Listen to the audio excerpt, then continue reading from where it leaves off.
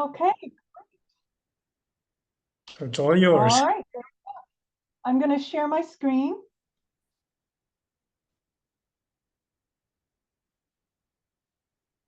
How's that? Yep, we can see it. Let's see from the beginning. There we go. Okay. All right. Being recorded. Got it. Everything's a little slower. Wait a minute. 1 second. Get rid of that. There we go. Okay. There we are. Okay. Well, thank you so much for having me. I really appreciate the call back, if you will. Um, uh, I guess I spoke to you during the depths of the pandemic when nobody was really going out. And so I appreciate the fact that now that you can go out, you're still back and listening to me talk about my next topic. So thank you very much. So I am Annette Benbow. I've been with the Arlington Historical Society for 12 years. I started off as a docent at the Ball Sellers House Museum, which is the oldest structure in the county, and we give free tours every Saturday in the summer from April through October. But pretty soon, once I started being a docent, the chair of the committee and the director of the house had to step down for work reasons. So I stepped into the breach and started on a path when, like any volunteer organization, I'm sure yours is the same, when you see something that needs to be done, you either find somebody to do it or you do it yourself. So I wear a lot of hats. And fortunately, I'm not the only person in the Arlington Historical Society who wears a lot of hats. Most of the volunteers do many more than one project, and we've been able to grow as a result. So we do a lot of cool things. So just a little bit more about us. We are a service organization, and what we do is we help build community by improving knowledge of our diverse history. I think that you may have found, as we do, that it really helps to help your neighbor if you know a little bit more about them. And in some cases, their history is really a great foundation to beginning those conversations that lead to a stronger community. So we get no money from the county. Let me make that we don't get any standard money from the county. If we do, it's a one-off, but it's rare. And we've getting our first amount this year, which is a big surprise. Almost all our events are free to the public. We have a couple ticketed events per year that are fundraisers, but almost everything else is free to you and your colleagues. We don't have any paid staff. All of us are volunteers. As I mentioned, we have 2 free museums. The Ball Sellers House, which is open until the end of the month, and then we close for the season because we refurbished it to look like it would have in 1750 when it was built. So there's no heat, no electricity, no air conditioning. So we close down in the colder months of the year. Our other museum, the Arlington Historical Museum, it's that big, beautiful red brick schoolhouse up on South Arlington Ridge Road. That is currently closed because we're refurbishing it. Not only are we refurbishing the outside and structurally, but we are also re-envisioning every single exhibit in it, and we are really excited to reopen in the spring and invite everyone to see the new museum.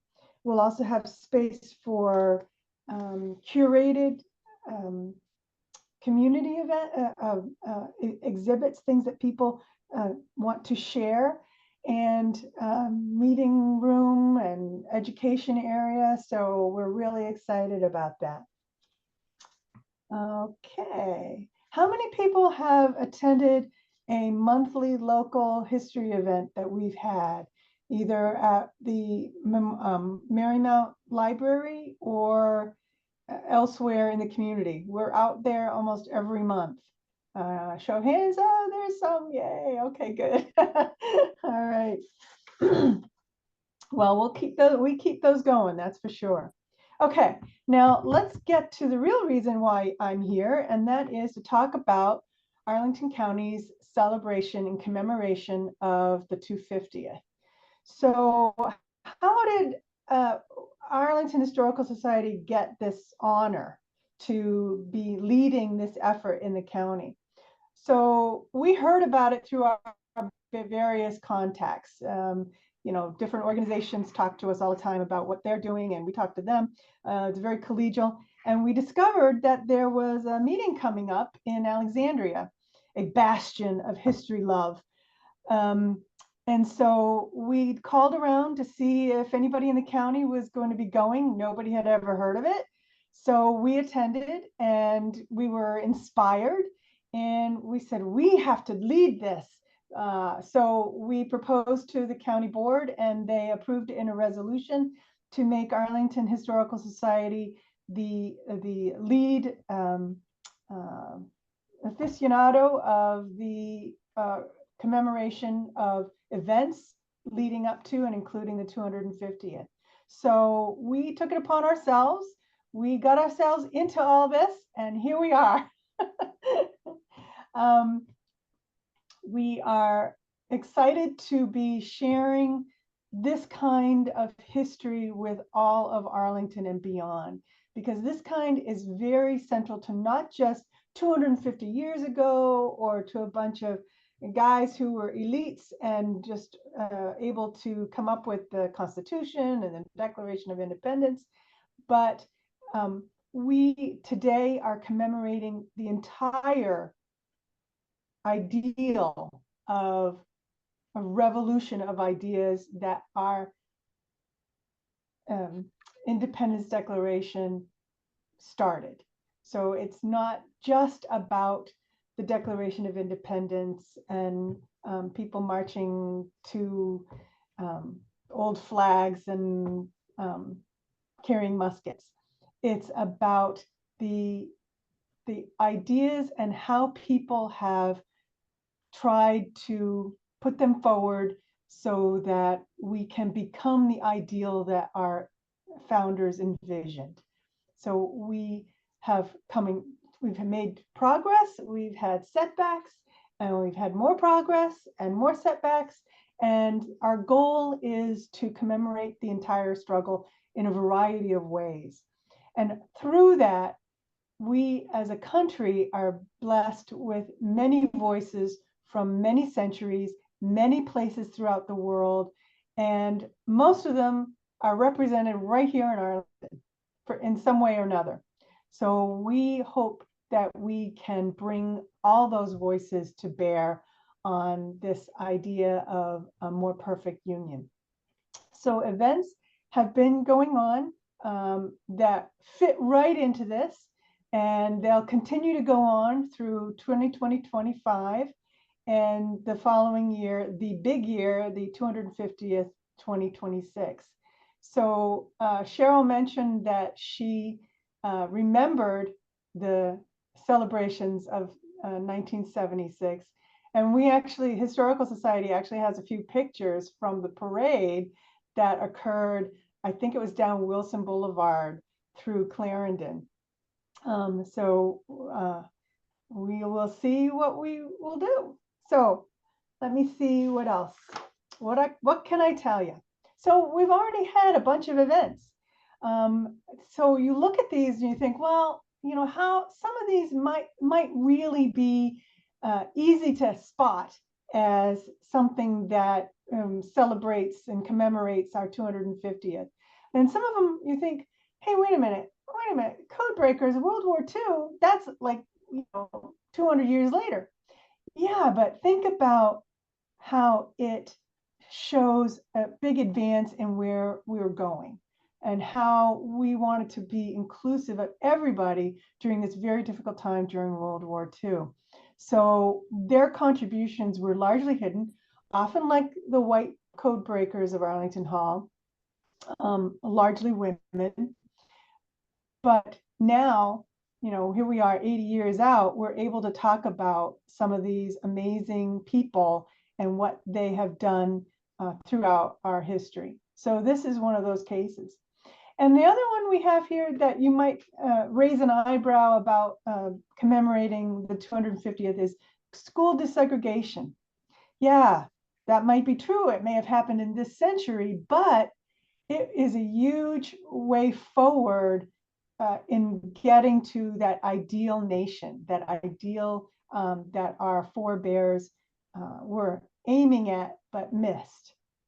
So this is a huge milestone in Arlington's history, as well as the country, and certainly the state, in getting us there. So you might say, okay, revolutionary songs, not really a surprise that that is considered a 250th celebration or Civil War Living History Day.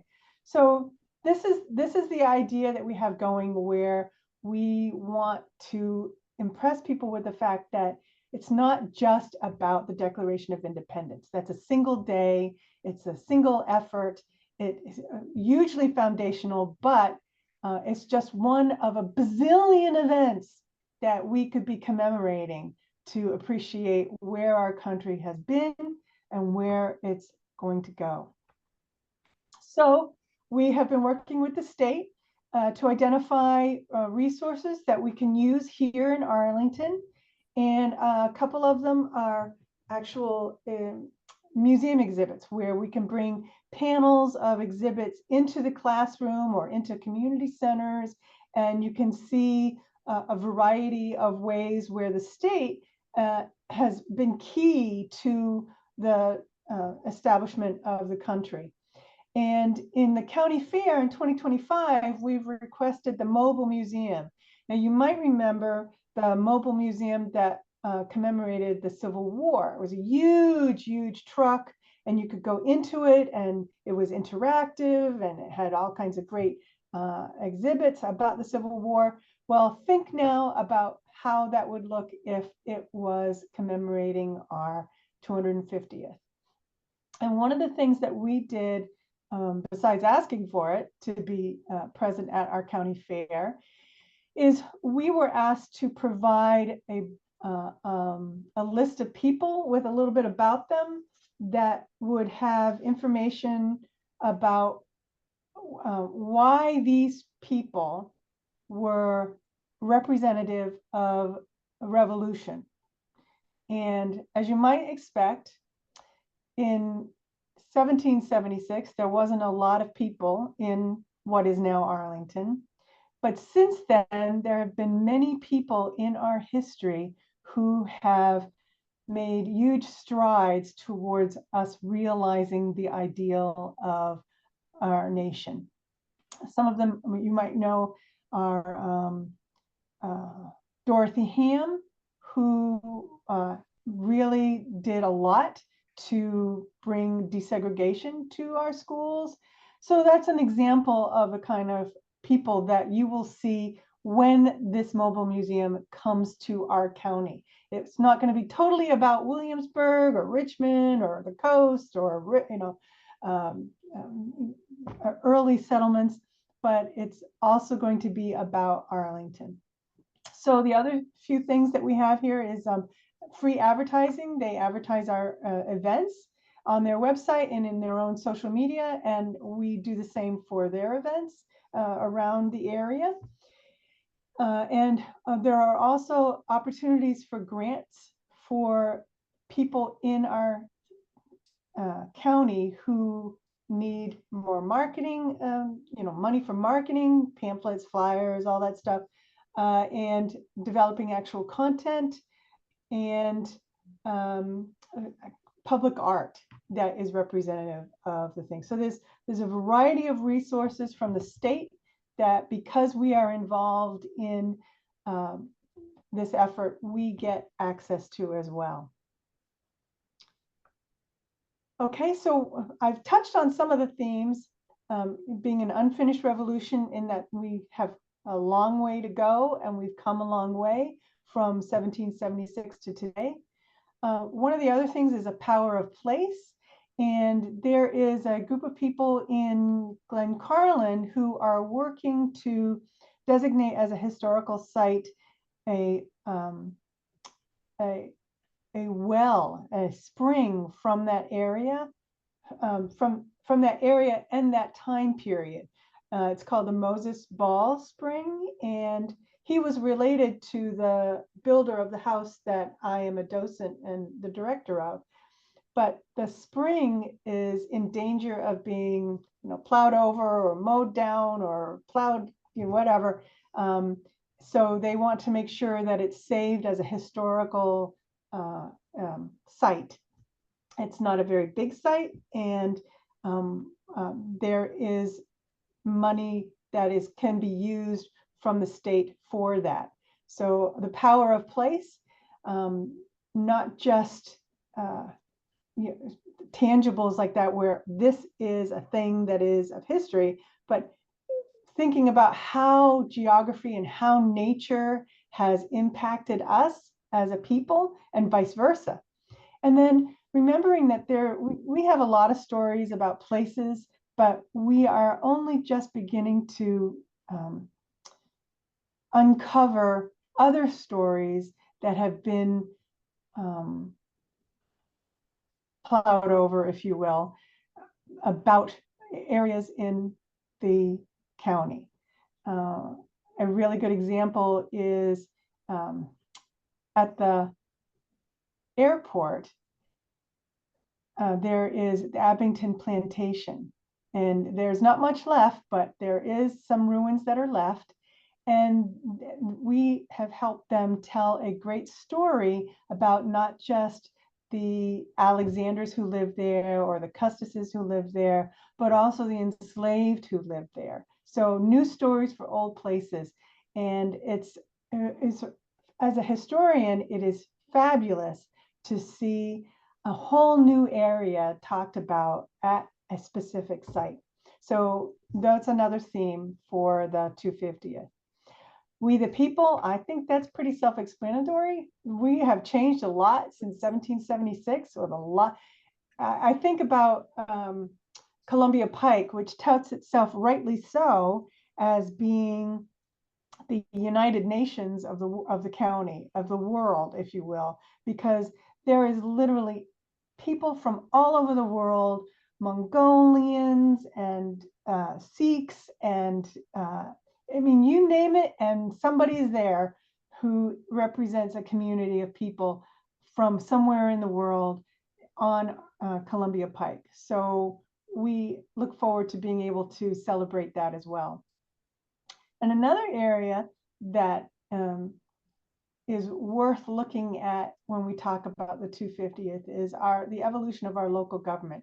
Arlington County's government is very unusual in the state, because we have been parts of everything. We started off as part of Fairfax County. We became part of the capital city, Washington, D.C. We were ceded back. We were under complete U.S. Army control during the Civil War.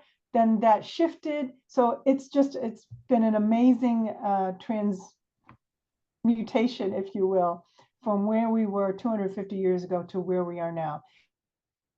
And our government has also changed because of that. So lots of different things to cover, lots of fun, new, exciting historical perspectives to bring forward, and lots of new ways to look at the past, not just by a lecture like I'm doing right now, or ways to have people express what they feel about our history and democracy. So what are we talking about? What kinds of events are we planning, or are we hoping to plan? So somehow we will be involving kids. We have a link into the social studies program at public schools. We have ideas for having children do make and takes, where they make something that represents some aspect of history. Field trips, fun, and we cannot forget that we have to involve tech. If we're talking about kids, we're talking about tech. So here are some other ways that we hope to involve the community. one of the ways is because our museum is closed, and even when we reopen, we will only be able to display a fraction of our 6,000 piece artifacts collection. So we have artifacts to share with the community, and we would love to be able to share it with the school system, not just bringing it in for a class, but setting up an exhibit. We would love to do that in community centers, and invite community members to bring something that represents some theme that we're talking about. So whatever it is, lots of different ways to do that. Lots of different ways to get people out and about in our community, walking, biking, driving with an audio, virtual if you can't get out, or it's too cold. So lots of different ways to involve the community no matter where they are. So what we have set up is sort of a virtual workplace where we have a Google Drive where everybody who's involved as a volunteer can go and look at contacts to find out who they should work with. The list of committees is there and whoever's on them, events that are coming up, and a reminder about and some details about Virginia State resources. So what's next? The next thing is we will need people to sign up to serve on the committees. We have a variety of different committees that people who've been involved with us have come up with. And these are very similar to other committees that are set up around the state in a variety of, communities and cities and counties. So this is very similar to that. And if you sign up for one, we'll be asking you to, meet regularly and talk about and organize and implement planning of some sort. So, sorry. The other thing is we're already starting to advertise with Stay Arlington, with the state, and on our own social media. So that's pretty much what's next. I think Hey, Annette, we do have a question that's come in. Go for it. Somebody wanted to know, what role will local institutions like Arlington's Black History Museum and the Charlie Clark Center for Local History at the Arlington Public Library play in all of this? Right. So they are already on our list of contacts, and are already involved in participating in the meetings that we've had, sort of preparatory meetings. We work closely with the Black Heritage Museum.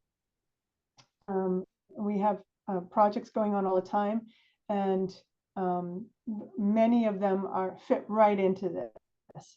So we are definitely working with them. We are working with the county's historical project.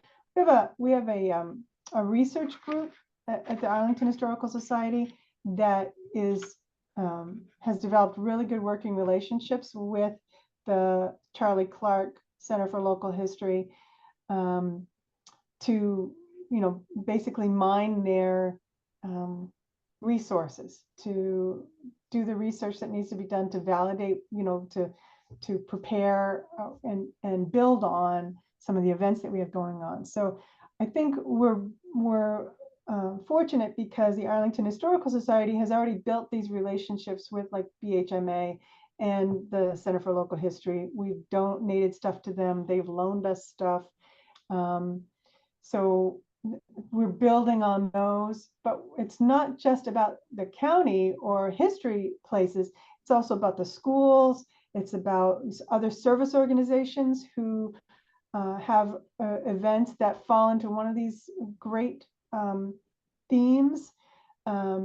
It's performing arts, it's the public art, it's you name it. And every civic association has heard from me in more than once and has provided a rep to us. And so it's not just the county, it's not just history, it's everybody who's interested in showing history or working to bring it to life. Does that answer your question? Yeah, I think so. Okay. Any other questions? I'm happy to talk to them. Um, I don't see any right now. Okay. Okay, well, that was it for me. That was my basic spiel, what we have going on. Next year is still a mystery, but we probably have at least, okay, so at least 4 specially scheduled events, plus all the other ones that other organizations are doing that they may not have thought yet really fall right into this. So we will be working to kind of help get the message out that if you've got an event, run it by us, tell us about it, and we will help you advertise it. And we can add this to our list of things that speak to the history of our country. So it's not just about July 4th, 1776. It's about a variety, the entire effort to continue towards being the most perfect union.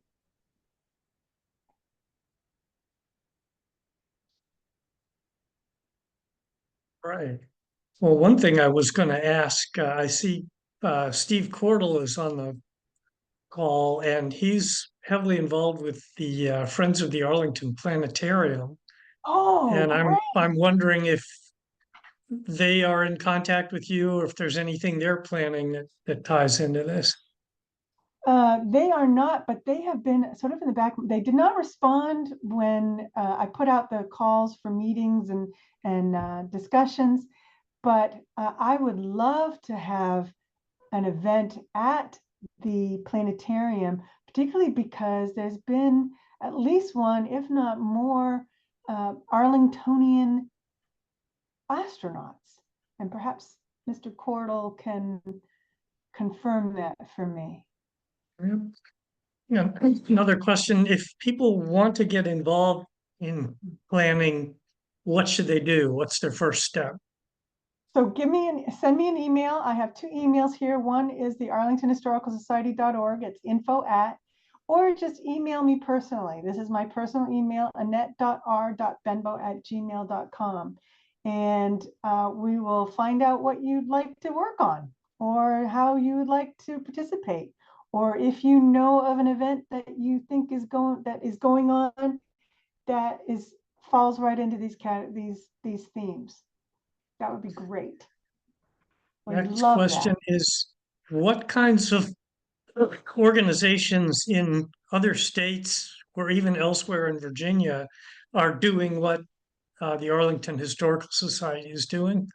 And are you So, coordinating with any of them? absolutely. So one of my colleagues, Sean Deniston, who's the former vice president of AHS and still a board member, he wants and has started coordinating with Alexandria, Fairfax County, and DC to make sure that we're not duplicating what they're doing on the same day, which would be bad. And how we can possibly work together and find out how we can help advertise what they're doing and participate when necessary.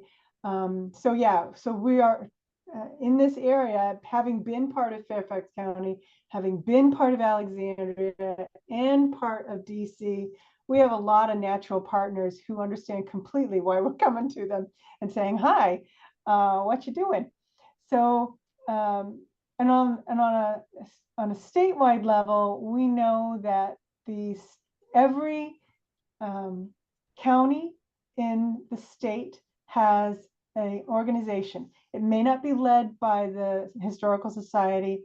It may not be led by the government of that county, but someone in that county has taken responsibility, like the Arlington Historical Society has, to to get the ball rolling and help facilitate event planning for this momentous year. Um, Okay, and and I think on a you've national level, the answered same thing occurs. I think you've answered the next question, which was, are you working with the Office of Historic Alexandria? Yes. Yeah, we're totally envious of them.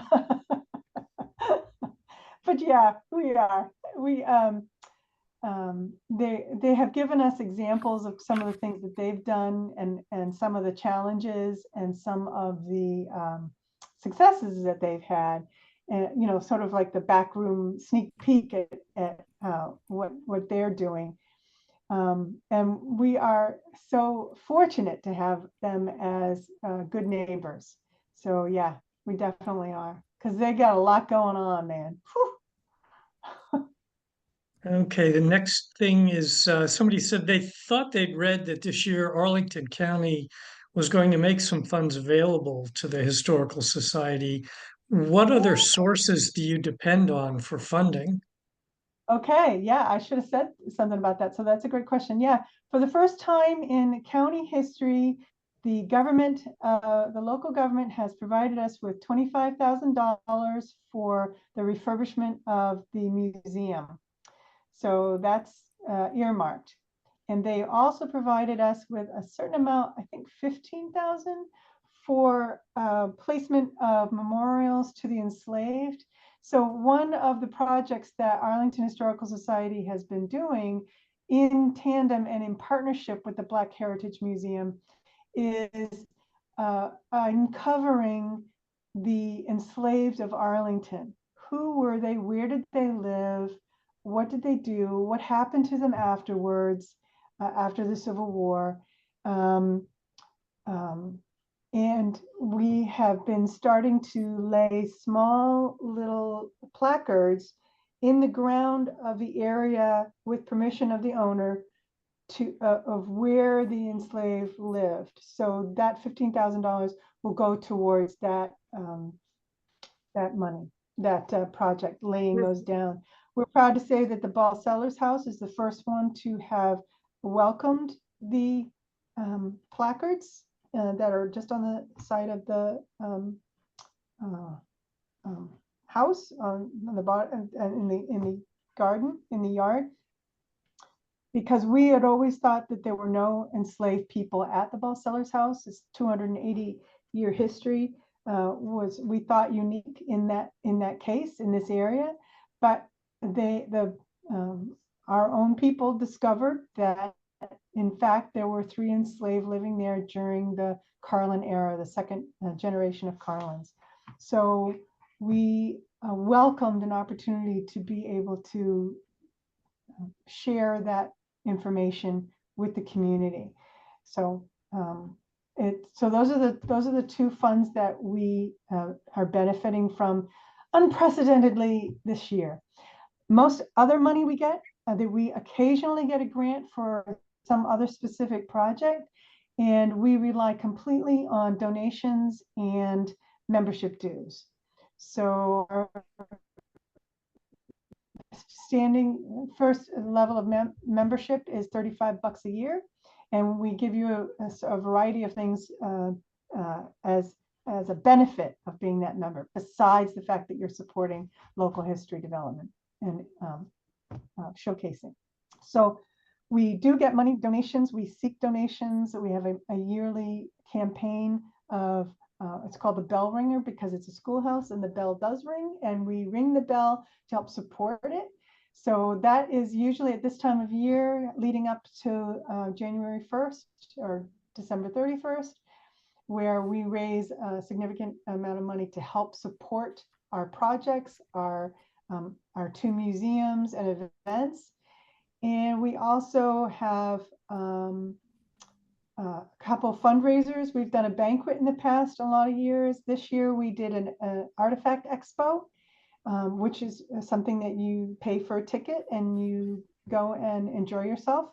And we also did a sort of a antiques road show, where you pay a certain amount and you enjoy the entire, everybody's heirloom that they brought in and a little bit about it. And it's a great show by antiques appraisers who do it pro bono for us. So that's really how we make money. How many members do you have? We have about 400 members. And that's a huge increase from our starting thing in 1956 from 22. Back in 1956, we started off by basically amusing ourselves with history stories. And since then, we've grown to understand that we have a mission to talk about history and tell stories about our own history to everyone. Everybody needs it. So we've taken that on and we try really hard to do that. We've just recently revamped our website. You can still go to it at the arlingtonhistoricalsociety.org, but it looks very different than it used to. And it's filled with stories and images. And I really suggest that you go take a look at it because it is really fun. Any other story? Okay. Any other questions? Yeah, somebody wanted to know, is there a national organization or group that's coordinating with all of the state and local groups? No, I think they provide advice and guidance. I've got several brochures and several like guidebooks and planning manuals, if you will, but there is no real effort to coordinate at a larger level. There is a not to monitor or oversee, basically just provide guidance if requested. And there's a few organizations that are nationwide that are providing grants. They're all competitive grants. So that's I don't think anybody really needs to coordinate in that every state is so unique. I read Utah's plan last night, and it sounds a lot like ours, except it starts a lot later in history.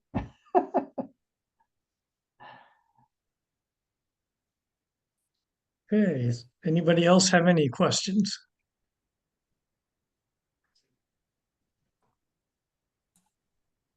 I was going to ask, there's been a lot of construction in Arlington over the years, construction on construction, but I've really never heard of anything of interest really being dug up. It seems like our historical sites have kind of been known always. Do you know what I mean? Like some of the forts and things. Have you ever heard of anything unexpected? I've never heard of it, but So there is no legal requirement to do an archaeological dig for on anybody's private property.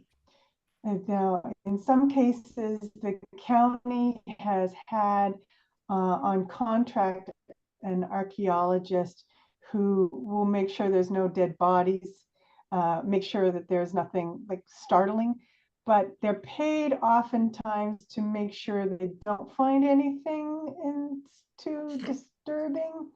On the other hand, when we at the Ballseller's house dug a rain garden, we had a 4-month formal archaeological dig with a volunteer professional archaeologist. And we found thousands and thousands and thousands of artifacts. We found glassware and dishes and butchered bone. We even found evidence of Native Americans. There is no question that all the land that we are on could yield amazing things, but there is no legal requirement to do so. So unless you got a history buff who is insisting, you won't get the kind of treatment of the ground that it needs to have. For example, let's look at Upton Hill. Upton's Hill had that huge, beautiful mansion, remember, on Wilson Boulevard near McKinley, just at the top of the hill. It was torn down. That was land that Native Americans, I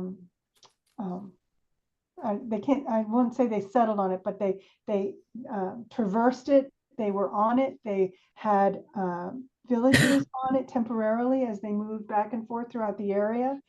That was a huge Civil War site and fort. And when it was torn down, because it was privately owned, it was plowed over, plowed up, plowed over again. So we will never know the amazing things that could have been found on it.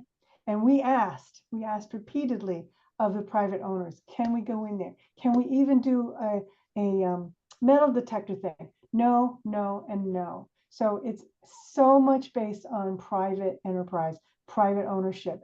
The only way that the Arlington Historical Society even has the oldest structure in the Ball Cellars House or the oldest school in the existing in the county is because the people who originally owned the property gave it to us. They didn't sell it to us. We couldn't afford anything. But they gave it to us and they said, we know this is really important. You should have it as something for education purposes. So that is a really good question. And I'm sorry to give you that answer. Well, do you have archaeological investigations for things that are being done on public land? So that would be oftentimes, if the county does anything on county land, we would not be involved in that. That would be the county taking care of it. So if they discover anything, it would go into the Center for Local History. So would not necessarily come to us. They might loan us stuff if we asked for it and knew about it, but it's separate. So yeah, good question. Really good question. Annette, I wanted to ask a question. And I was the person who asked if there was any national organization or federal organization that's coordinating. And the reason for that is that I'm not sure if you know, I do an Aging Matters podcast weekly. And I mean, had we not done this program with Arlington Neighborhood Village, I would not be aware that this is going on. And I was thinking if there was some way that I could interview somebody, not only on the local level, such as yourself, but also on a higher level in terms of, so that, you know, people listening in Wyoming or Wisconsin or, you know, go, wow, that's really interesting. I had kind of forgotten that next year would be such a great year. I'd love to volunteer. I mean, you're offering a lot of, so I'm just wondering, and we don't need to take up the time here, but I'd like to just send you an email that, so that if I did a podcast about this and people began to realize, wow, this is coming up next year, I'd really like to get involved, that there might be somebody that could be helpful in terms of other states rather than just, you know, what for the time being, what's happening here in Arlington or even in Virginia. So that was kind of what I was getting at. Are you aware about that? Yeah, we have had reps from DC and from the federal level, the national level, attend some of our meetings. And Sean and I will be happy to put you in touch with people who would be, would be perfect for you to involve in that. So that'd be really super. Yeah, because I think this is just so exciting. I mean, looking at all the volunteer opportunities and you know, older adults have more time and plus they have more history. And I'm sure that people would be really excited to be a part of this this process to do that. So it's a great idea. So I'll send you an email. Okay, great. Thank you, Cheryl. I had another question. Isn't there part of the Ball family an old house on Carlin Springs, North Carlin Springs? Well, it has a big political sign on it now, so you know which one I mean. Yeah, But I do. but does have historical marker, I think, doesn't it? Yes, it does. Yes, it does. That is Mary Carlin's house. She was the daughter of the first Carlin owner of the Ball Cellars house. It was built sometime before 1820, and she lived there most of her life. And it was not torn down, but it was very much changed inside and out. They've added things, they've detracted things. It's inside, it's lovely. We actually have a model of the house as it exists now, built by the former owner, well, the owner's father.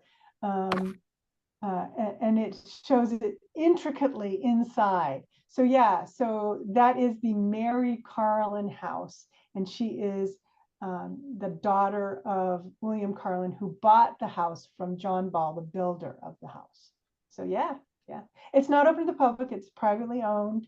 But when we display the model house again, you can get the best view of the entire house inside with a little flashlight. You said that you were hoping to have the museum reopened in the spring. Yeah.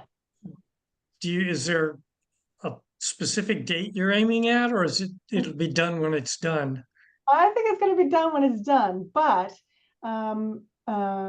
we anticipate it's going to be about a 6-month thing. So we have some things to do structurally. We're going to be knocking down a few unnecessary walls, opening things up, making it brighter, cleaner, the whole 9 yards inside.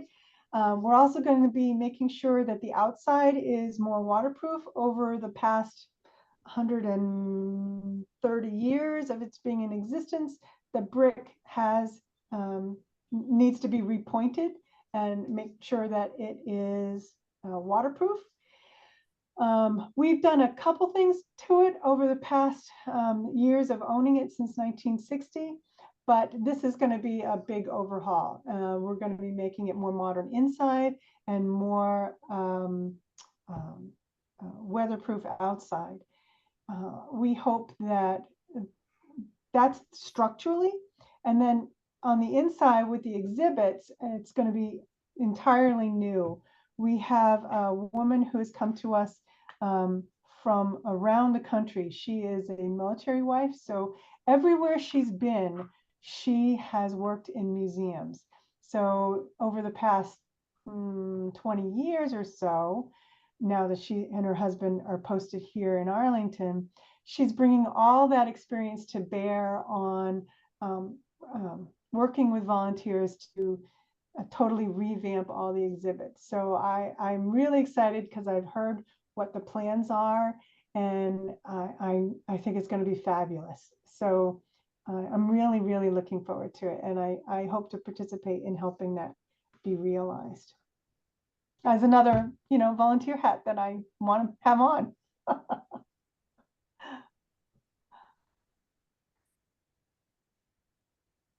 Any other questions, Gary? No, I'm not seeing any. Okay. Well, I certainly appreciate your time and your questions and your interest. Question? Oh, somebody's got some. Yay. I don't have a screen. I'm just on the telephone. I was wondering, you were talking about the schools that you wondered. Do you know about Dolly Madison Junior High School in South Arlington that is no longer there? I don't personally know about this thing, but tell us more. I was there back in the 50s, say 53, 54, 55. And we opened Wakefield High School, so we transferred out of Dolly Madison. It is no longer there. There was an entrance to it under 395 from Army Navy Drive over onto the school playground. And that was where I was in the 7th and 8th grades before we transferred over to Wakefield in the 9th grade. And the other one was Nellie Custis, which is there on South 23rd Street in Arlington, South Grant. And I wondered if you knew about those two schools. We're talking about elementary schools that you weren't aware of, or maybe. So I'd heard of Nellie Custis, but I had not heard of Dolly Madison. But there's one of the things that we're going to be doing at the Arlington Historical Museum is we're going to have an exhibit, a permanent exhibit. There'll be a lot of, temporary things that come through on a quarterly basis. But one of the permanent exhibits that we think is very appropriate and something that has not occurred anywhere in the county is an exhibit that focuses on education in Arlington. And some of the things that you talk about where schools were established, they were small, who was there and what kind of teachers did they have? How many classrooms did they have? What was the unique thing about that school? Who did it serve? And then how all those schools have changed or migrated or moved out or been plowed over. And it would be interesting to look at the before and the after of that kind of thing. So that's the kind of exhibit we plan to have on a permanent basis, and naturally so because we are the oldest schoolhouse in the county. One of the things that I think we're going to be also doing are oral histories of people who have remembrances such as yours, who remember certain aspects of the different schools that they went to that are now long gone. So I think that is going to be a great opportunity for you and any others who want to talk about their school years and their experiences. That will really make the exhibit really special. I see. Thank you. Well, In fact, I got down both Dolly schools. Madison. Great. well, No longer there. I was just going to add, Annette, that I can also send you something, a person who is on the board. She used to be on the board of Arlington Neighborhood Village. Her name is Brenda Cox. And she also, I know her. Yeah, she's and great. I interviewed her as a Stories of Life person who, I and know, maybe, it was a great show. right. Well, and that's the kind of thing too. So I would certainly urge you to get in touch with Brenda, because that was her story as well as being part of that first class of going. And I think it was Wakefield High School as well. So I'd be happy to send you the link again if you want. And That would be lovely. Yes, please. when I write that, but that was such an important part of Arlington. So Yeah. Yeah, she is a member of the Zion AME Church. yes, in Dallas. exactly. And she has helped us with exhibits in the past, and she's a member of AHS, so I'm proud to know her. Thank you. Yes, please do. Excellent. Send me the link. I will definitely do that. So, Great. Super. well, I think we're at 10:58, so we got 2 minutes here. First of all, as I said, I want to thank Annette Benbow. This was really interesting stuff, I'm and like so I said, this will be something that people around the country will want to know about as well. And so we'll be talking again, and then next week, interesting topic, MOCA Day of the Dead. That sounds like an interesting topic. Rhea Roland Singer with I guess the museum, I'm looking here, the Museum of Contemporary Art in Arlington will present a Day of the Dead program, and she'll be talking about that. So I didn't know if anybody else, Carolyn or Liz, if you wanted to say anything else about that. Otherwise, we'll just read the paragraph and plan to tune in next week at 10 o'clock. Well, So. they will have an altar and they will have art projects, and I believe they're going to have a food truck. So, Okay. And last year they had music yeah, and they and put mariachi. flower garlands in the crown of the reclining Liberty statue. So it was Yeah. all very colorful. Cool. Well, sounds like a wonderful day. And what is there a specific day that's designated? November 1st is the Day of the Dead. The day after Halloween has always been All Saints Day. Yeah. Got it. And then anybody Jackson Street is going to be doing their usual Halloween madness. So if you want to see an over-the-top display, which should be historically recorded, that's the place to go. Sounds like a wild I'm time writing it down right now. here in Arlington. So, Well, we'll look forward to hearing more about it next Wednesday. So until then, enjoy this beautiful weather. Doesn't look like there's any rain coming in the near future. And we'll see you a week from today at 10 o'clock. And have a good week.